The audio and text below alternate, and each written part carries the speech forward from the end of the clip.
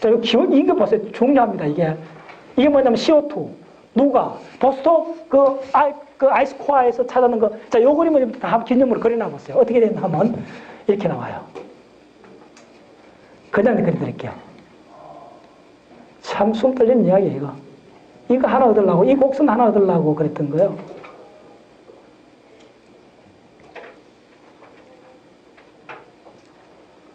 약간 이렇게 됐고.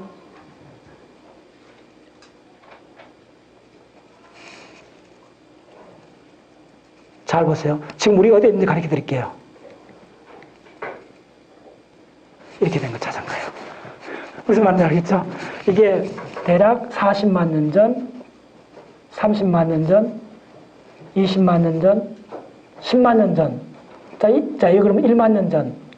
시간 없으니 그냥 갈게요. 이렇게 된 거예요. 자, 이게 한 40만 년 4번 반복됐다는 게 이제 알게 된 거예요. 이게 뭐냐면 높아지니까 이게 뭐죠? 간빙기. 이게 뭐죠? 빙하기 되는 거예요. 자, 뭐냐면 이게, 조금 더 설명드릴게요. 요게 이제 반복돼갖고 요 한 세트가 10만 년으로 되풀이되는 거 명확히 준 거예요. 이산화탄소 농도가 이렇게 달라졌다는 거예요. 근데 이게 잘 보세요. 굉장히 아주 낮잖아요. 그래서 이때 빙하기 간빙기는 200ppm에서 280ppm 이 게임이요. 자, 그런데, 어떻게 됐나 하면, 지금 1만 년 그 수준을 봤는데, 요거 와서, 지금 최근에 와서 어떻게 됐나 하면, 이게 지금 1만 년 단위 그러니까 좀 그리는데, 이렇게 돼버린 거예요. 이제 무슨 말인지 알겠어요? 이게 지금 얼마? 지금 현재, here, 이 부분으로 적어야 돼요. 어떠거나 싶어야 돼요, 여러분들. 지금 here 얼마? 387ppm 와버린 거예요. 주기가 이렇게 상당히 규칙적인 주기가 오게 된 근본적인 이유가 뭔가를 추적해 봤던 거예요. 그래서 나왔던 게 이제 다시 사라졌던 이론이 다시 나온 거예요. 저기서 밀란 코비치. 자, 기가 막혀요. 밀란 코비치 주기. 네, 밀란 코비치 주기 자, 암기하셔야 돼요. 자, 간단히. 밀란 코비치 주기 세 가지. 자, 첫 번째 20률입니다. 자, 이건 어떻게 이해하셔야 되냐면 간단해요. 자, 태양이 있고, 지구가 있어요. 근데 지구의 이 지축이, 지금은 23.5도인데, 이 지축이, 이게 바뀔 수가 있어요. 지축 자체가 팽이축이 얼마나 바뀌냐 하면, 22도에서 24.5도까지 바뀐다는 걸 알았어요. 그 다음에 또 한 가지는 뭐냐 하면 이게 20률이요. 여기서까지 거리를 결정해 주는 게 이게 지금 원운동에 가까운데 0.026 얼마인데 거의 원운동에 가까운데 엄밀히 말하면 원이 아니고 약간 찌그러진 다원이요. 근데 이 다원의 정도가 20률이 이게 10만 년마다 바뀌어요. 자, 놀랍죠? 과학자들이 뜨끔한 거예요. 자, 10만 년 주기 나왔잖아. 네, 10만 년 주기가 어디서 나왔나 하면 가장 이쪽에서 나오는 거예요. 20년 주기요. 그래서 20률이 10의 4성. 그러니까 10만 년 주기인 거예요. 그런데 이게 좀 문제는 뭐냐 하면 10만 년 주기인데 태양 일사강에 미치는 영향은 0.2%밖에 안 돼요. 이거 갖고 지구 빙하기가 오고 간빙기가 오고 이걸 설명을 못해요. 에너지 갖고는. 그래서 과학자들이 지금 경악하고 있는 거예요. 놀라운 거예요. 어쨌든 20률이 맞아 들어가는 거예요. 두 번째 뭐냐 하면 자전축. 네.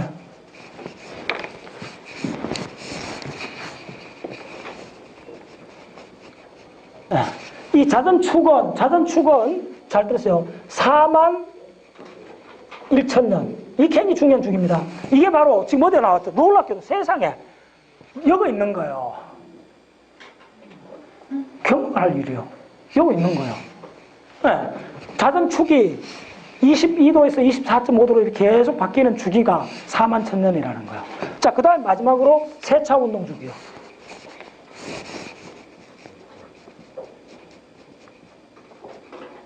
세차 운동 주기는 뭐냐 하면, 좀 잘 알 거예요. 세차 운동 알잖아요? 팽이가 이렇게 딱 잠을 잘 때는 수직으로 돼 있잖아요. 잘 돌 때는. 스르륵 넘어질 때 어떻게 되냐면 이 축이 이렇게 돌아요. 이 축이 당연히 북극성이잖아요. 그래서 이게 2만 3천 년, 따라서 2만 3천 년. 대략 2만 3천 년 주기를 돌아가요. 그 지금부터 10,000년 후가 되면 북극성이 배가성, 직녀성이 북극성이 돼요. 전문가는 다 알고 있는 이야기예요. 네, 이 축이 바뀌는 거예요. 근데 이 주기가 놀랍게도 23,000 두 가지 있어요. 19,000 쉽지 않습니다. 이 주기가 있어요. 그런데 이 세차 운동 주기는 북반구 고위도 대륙에 굉장히 영향을 끼쳐요. 이거는 실제로 전체 일사량을 10% 정도 왔다 갔다 해요. 그래서 이걸 잘 따라가고 있어요. 근데 자 무슨 이야기냐면 이 세 개의 그림을 이게 어디서 나왔는가 이제 알게 된 거예요. 간단히 말씀드리면 이거다 그릴게요. 워낙 중요하니까요.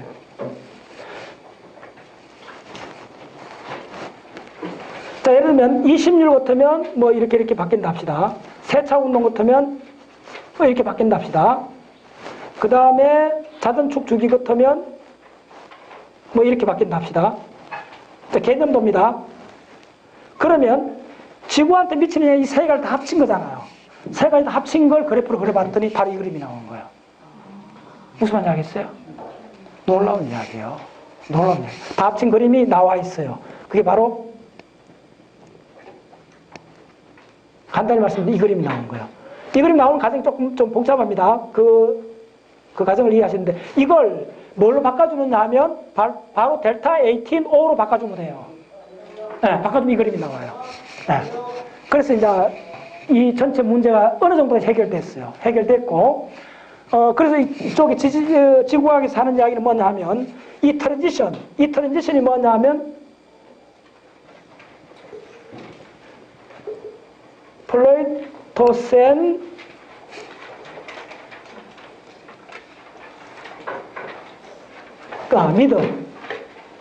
미드 플레이토센 트랜지션이라고 그래요. 자, 이게 조금 고급 이론에서 하기 쉽니다. 어떻게 41,000년 주기에서 100,000년 주기로 바뀌어 들어갔나 이걸 알고 싶어요. 아직 해결 안 됐어요. 이거 뭐 엄청난 이야기예요. 이거 아직 해결 안 됐어요. 그래서 MPT라 그래요. MPT. 이게 언제냐면 100,000년에서 800,000년 사이에 일어난다는 걸 알고 있는데 왜 이 빙하기, 간빙기 주기가 41,000년에서 100,000년으로 바뀌어진 이게 물리적 베이스가 뭔지 아직 감을 못 잡고 있어요. 네. 지금 이거 하기 쉽니다. 이게 트랜지션. 근데 어쨌든 이게 이제 따라가고 있다는 거고. 자, 마지막으로. 자, 여러분들 이제 마지막으로 알아야 될 게, 자, 따라서 단수가로 왜 슈거? 단수가로 왜 슈거? 네. 네. 방법이 없어요. 네. 그게 뭐냐면, 뭐 이 분야 좀 공부한 사람들 마음 거의 없을 것 같고, 그게 완전 새로운 분야 들어가는 거예요. 그래서 따라서 버티자. 네. 우린 너무 몰랐다. 엉뚱한 것만 알았다. 그 반드시 할 때를 다 피해갔으니까 우리가 그거에 대한 그 감내를 해야 돼요. 그동안 이쪽을 안 봤어요. 근데 자, 지금 뒤에 갈수록 또 워낙 중요한 거 이거 다 있어요, 지금. 이거 오늘도 다 못하네, 이거. 자, 요거 도표 하나 더 그렸어요. 요게 아주 결정적인 도표예요. 이거는 얼음의 나이에 있는 도표가 아닙니다. 다른 책 제목은 물론 안 알려주죠. 저만 최근에 내가 또 입수했어요. 그 공부의 50%는 책이에요. 얼마나 빨리 중요한 엄선된 책을 빨리 입수하느냐 이 게임이요. 저는 그 책을 얼추 다 봤는데 놀라워요. 그 책 쓰는 사람이 저자들이 설명인데 그 중에 한 사람이 페이건이라는 사람이요. 세계적인 고고학자잖아요. 우리나라도 왔어요. 고고학자가 지금 가담하고 있어요. 이쪽 이야기는. 고고학자가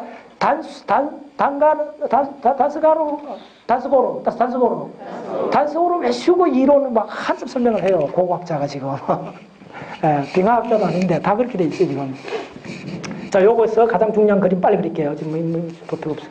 자, 그걸 잘 나타나는 그 책에 있는 도표인데 개념적으로 잘 설명되어 있어요. 요렇게 들어가고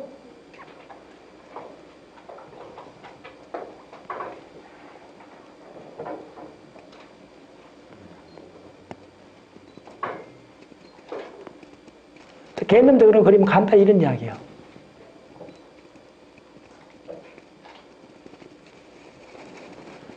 자, 뭐냐면 여기다 점을 찍고 here now 우리가 요거 있는 거예요. 요점에 무슨 말인지 알겠어요? 요점가 있는 거예요, 지금. 그래서 요 안에 있는 게 다 뭐냐 하면 자, 요 지금 그리세요.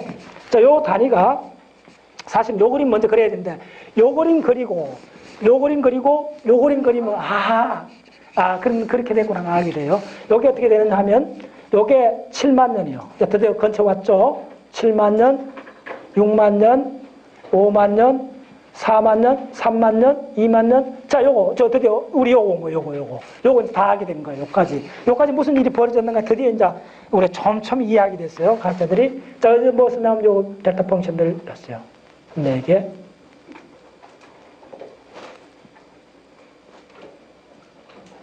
자, 이런 현상이 벌어진 거예요. 이제 간단치 않다는 말을 이제 여러분들 알게 될 거예요. 요거는 만 년 동안 있었던 그 단수가로 단수가로 외슈거의 그 이벤트가 이 만 년 사이에 6번 있었다는 거예요. 그거 알게 된 거예요. 기가 막혀요.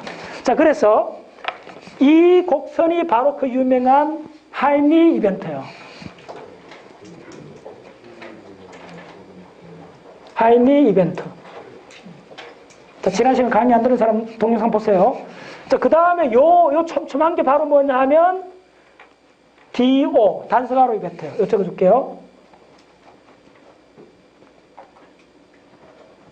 단서가드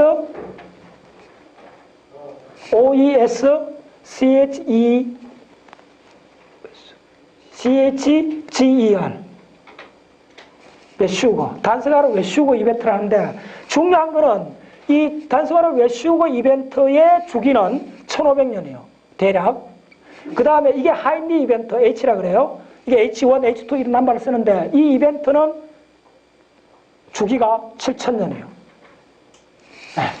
그리고 이게 바로 이제 우리가 그 터키 가면 이제 그런 걸 좀 더 깊이 봐야 되는데 역사 시대에 들어가고 있어요.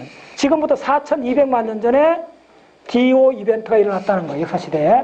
그 이벤트에 의해 갖고 중동 지역에 대기근이 들었다. 대한발이 있었어요. 4200년 전에. 네. 좀 하셔야 돼요. 전부 다. 네. 그래서 이게 이 중간에 지금 뭐 시간이 없어서 더 못 나가는데 이쪽 중간에 있는 이야기들이 촘촘하게 이제 밝혀지기 시작하면서 일어났던 이야기가 중세 빙하기가 나와요. 그래 1500년부터 심지어 1900년까지 이야기하는 사람이 있어요. 1500년에서 가장 중요한 게 가장 극한적이 됐을 때가 1700년 이 무렵입니다. 1700년도에 여러분들 일본사 하는 사람들 알 거예요. 1700년 무렵에 일본에 4번의 대기근이 일어나요. 아사자가 10만 명 일어나는 사건이 벌어져요. 예. 그리고 1500년부터 1700년 사이에 유럽에 그 밀 가격이 10배나 올라갔어요. 그리고 그 와중에 영국에서는 독일인가 그쪽에서는 그 유럽에서 무슨 일이 있었냐면 보리의 맥각병이라는 게 있어요. 그 보리 병 중에 하나인데 그게 저온하고 관계있는지 맥각병이 유행해갖고 그때 당시 영국의 평균 수명이 40대 후반이었는데 그 맥각병이 유행하고 평균 수명이 30대 후반으로 줄어들었대요. 이게 전부 다 소빙하기하고 관계 있어요. 네. 그래서 이것만 주제로 다른 책에 나와 있습니다. 여러분들 이 기후하고. 그래서 오늘 이제 전체에서 이제 뿌리를 다시 한번 1분만에 요약해드리면 자. 다시 한 번 더 보세요. 오늘 내가 지금 다시 한번 이쪽을 좀 더 하고 싶은데 지금 시간상 못하는데 요것만 다 이해하시면 돼요. 그래서 지금은 왜 대빙하 시대라는 걸 이해하셔야 돼요. 이 두 개가 남극대륙 북반구 전체 빙하가 깡깡 얼어붙은 이 빙하가 오버랩되는 부위가 250만 년부터 시작이 돼요. 그리고 그 250만 년부터 시작된 이 대빙하, 이거 대빙하라 그래요. 그 대빙하가 지금까지 지속이 되는데 그 빙하 양상이 100만 년을 기점으로 달라졌다는 거예요. 그래서 250만 년에서 100만 년 사이에는 4만 1000년 주기로 빙하기, 간빙기 한 세트가 계속 스위칭되는데 80만 년부터 지금까지는 10만 년 단위로 오는데 이게 상당히 좀 들쭉날쭉해요. 간격이. 그래서 다음 빙하기가 언제 오느냐 이게 핫 이슈잖아요. 네. 이슈고 다음 빙하가 언제 오는지 정확히 예측은 못하지만 한 가지 알 수 있는 건 뭐냐 하면 우리가 제어할 수 있는 그 어느 쪽을 건드려야 된다는 걸 알았다는 거예요. 이제 알았죠? 과학이 진짜 위대해요. 과학이 왜 위대한가 하면 다는 알 수 없다는 거예요. 지금 알 수 있는 걸 근거로 했을 때 가장 중요한 팩타가 뭔가를 알았다는 거예요. 그게 뭐냐면 이산화탄소라는 거예요. 그걸 꼼짝할 수 있는 증거가 뭐냐면 이 곡선이요. 그 위대한 킬링 곡선이요. 심지어 이 곡선이 얼마나 기가 막힌 곡선이냐면, 자, 요거에, 여기 그 책자에 나오는데 잘 보세요. 요거에, 요 그림을 이렇게 써요. 딱 끊어보세요. 아니. 요거에 실제로 어떻게 딱 끊는 게 아니고, 요거에, 이걸 이렇게 선을 이렇게 그려보면, 요 중앙선을 그려보면, 요거에 살짝 범퍼가 일어나요. 미세하게. 요게 정확히 몇 년도인 줄 알아요? 1973년도요. 1차 오일 쇼크 같은 해요. 세상에. 1차 오일 쇼크가 일어나니까 지구 전체에 석유값이 올라가니까 기름을 적게 떼잖아요. 그래서 그게 모니터링 된다는 거예요. 하와이 마우나 노아 4,000m 그 꼭대기에서 그게 알 수가 있다는 거예요. 요 범퍼가 생겨요. 이게 바로 1973년도예요. 네. 그래서 이거는 이 정도 신뢰성 높은 자료인 거예요. 그러니까 우리는 피해갈 수 없는 거예요. 이게 좀 올라가고 있는 거예요. 그래서 이걸 2도씨 온도 2도씨 내로 줄이기 위해서 지구 평균 온도를 앞으로 2도씨까지는 스탑시켜야 된다는 거예요. 네, 그거 하기 위해서 필요한 게 450 ppm까지 우리가 줄여줘야 된다는 거예요. 지금 안 보면 앞으로 계속 올라갈 건데 이거 놔두면 안 되고 450 피크까지 해야 되는데 이게 언제 이게 달성할지 모르는 거예요. 근데 지금 서울은 벌써 400 피크까지 올라간 거예요. 400 ppm까지 올라간 거예요. 네. 자, 이제 여러분들 이산화탄소 살떨리는 느낌 오죠? 근데 그걸 다시 지구 전체 역사를 보면 이 전체가 다 어디에 연결되어 있나 하면 해양, 바로 뭐냐면 플랑크톤, 또 해양 플랑크톤. 이 해양 플랑크톤을 알아야 돼요. 그래서 해양 플랑크톤 중에 오늘 하나 몇 가지 설명드렸는데 그걸 오늘 강의 연속하려고 그랬는데 지금 시간 없습니다. 자, 따랐어요. 트리코데시뮴. 자, 이게 뭐라 그랬죠? 시아노박테리아예요. 무슨 색깔? 붉은 색깔. 그래서 어떻다? 홍해가 붉은 색깔이어서 나왔다는 거예요. 그리고 지금 유공충, 이거 에집트 피라미드하고 연결된다고 그랬잖아요. 지중해 전체 이야기를 듣고 이거 백악기 전체 다 하는데. 그래서 뭐냐면 소위 식물성 플랑크톤에 대해서 전문가가 돼야 돼요.